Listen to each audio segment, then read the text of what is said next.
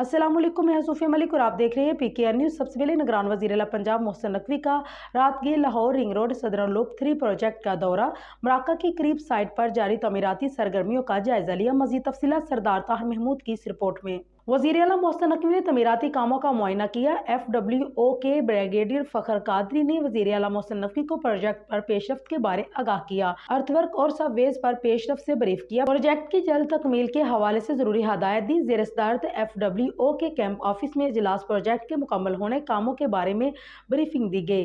Ring road Sidra loop 3 की तकमील से आवाम को आमदरफ्त की बेहतरीन सहूलियात मिलेंगी। मनसूबे को आला मेयार के साथ आगे बढ़ाया जा रहा है।